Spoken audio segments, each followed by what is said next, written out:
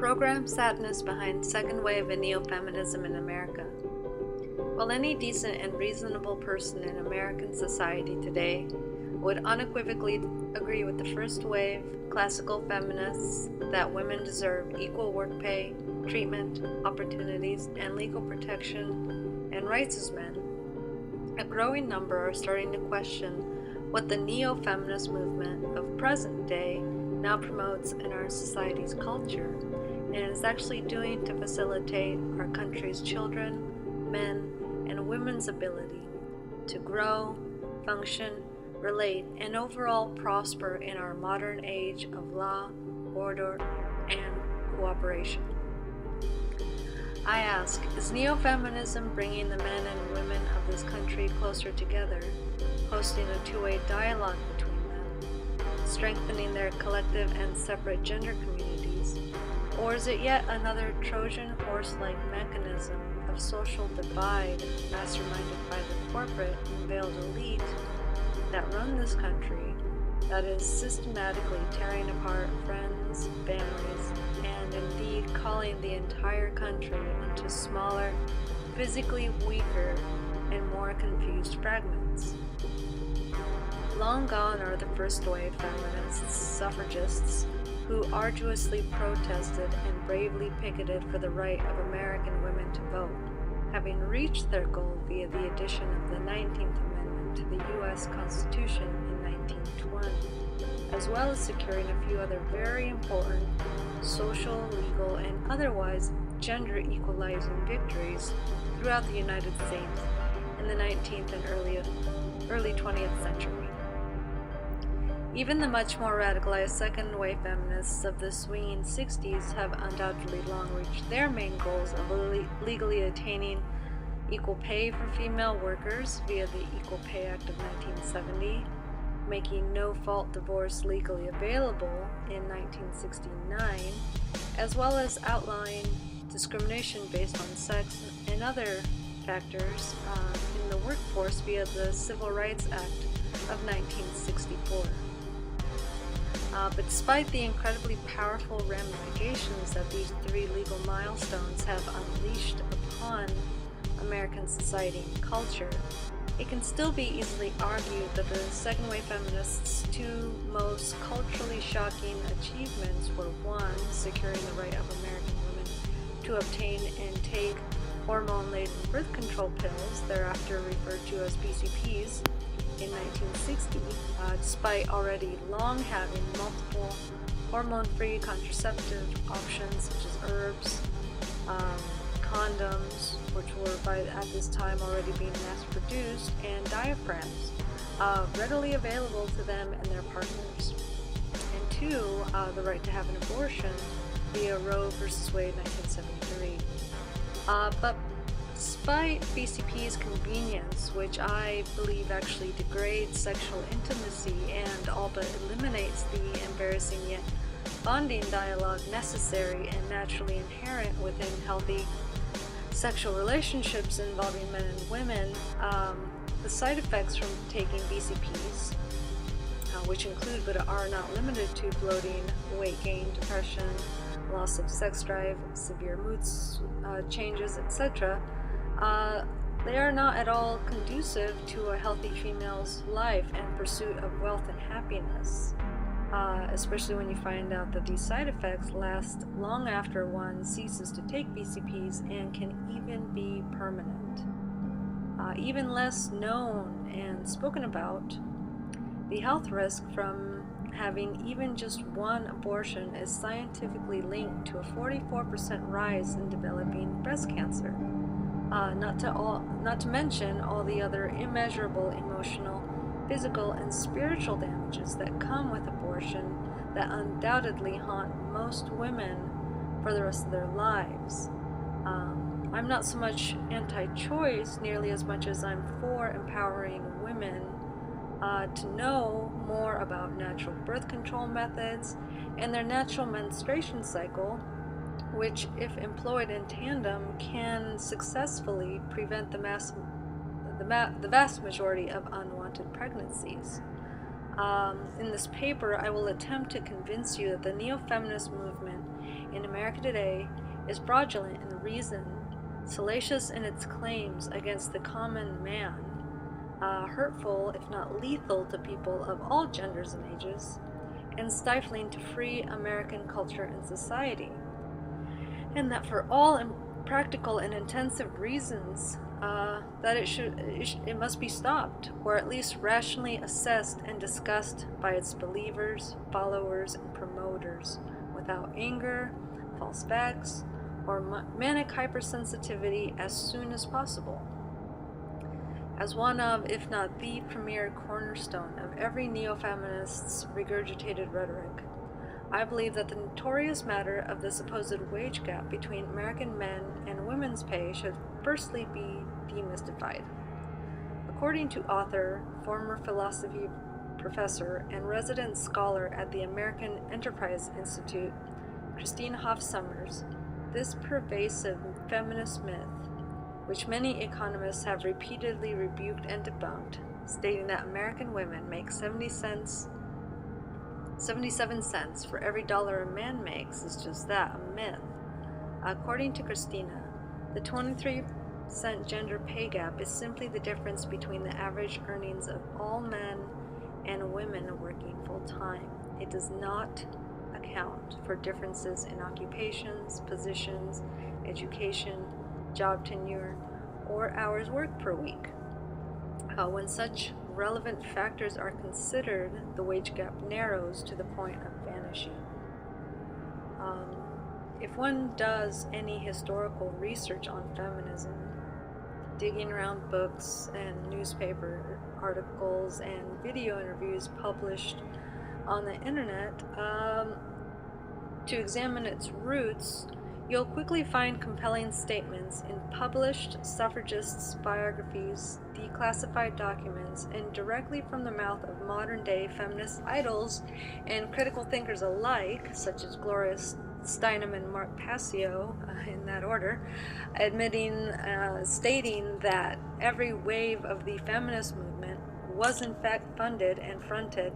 by out and proud rich eugenicists such as Victoria Woodhull, one of the first and most prominent American suffragists, Margaret Sanger, second waver, proprietor of the birth control pill and Planned Parenthood, and the Rockefeller Foundation, which was heavily invested in the American eugenics movement and the later experiments which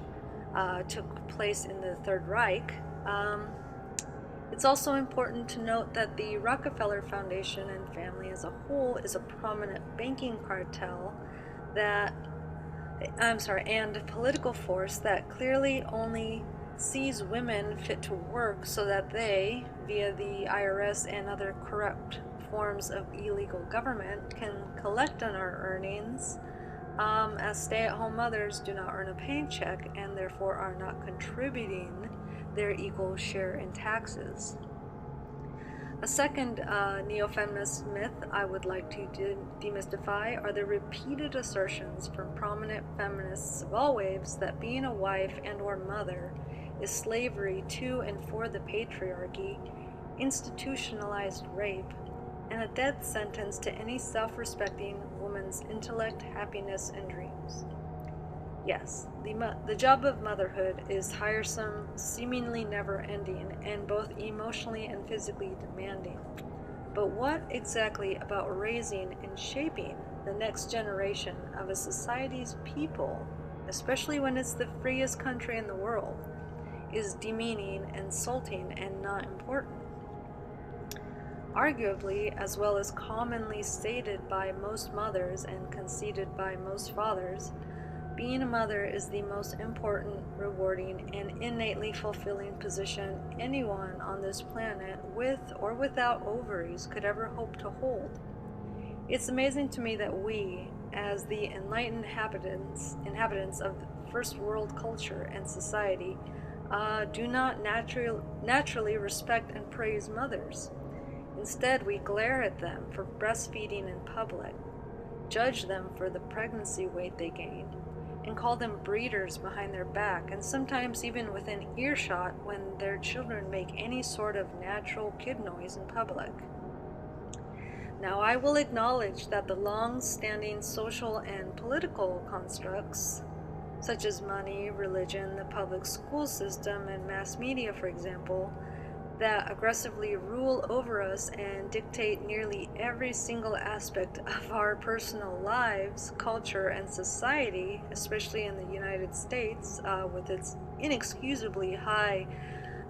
levels of income inequality, taxation, inflation, and commercialization. These things have made raising healthy, independent, and creative children much, much more difficult than in years past. But that does not mean that all or even most women and men should renounce their cultural and biological urges to marry and reproduce only to join the workforce. Today in America, there are more single people than married folk. Surely we can all agree that it's far sadder and easier to find someone in their 50s who is terribly regretful that they worked through their reproductive years than it is to find someone who is even remotely regretful that they had kids. Personal musings and anecdotes aside, nothing is more telling about the truth of women's happiness in the age of second wave and neo-feminism than Betsy Stevenson and Justin Wolfer's 2009 multiple decades-long study titled The Paradox of Declining Female Happiness. This study has documented and concluded that women's happiness levels in America have steadily decreased since 1972, which is of course a curious decade after the start of the second wave's massive attack on biological destiny, women's roles, nature, women's bodies, and the traditional family unit that works well in a scientific capitalistic area, i.e. patriarchy.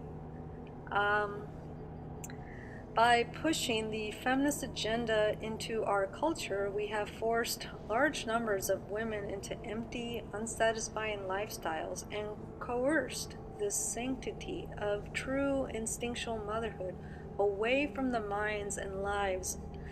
of now countless generations of children and women, thus destroying the family unit and completely degrading women's worth and sense of place in society.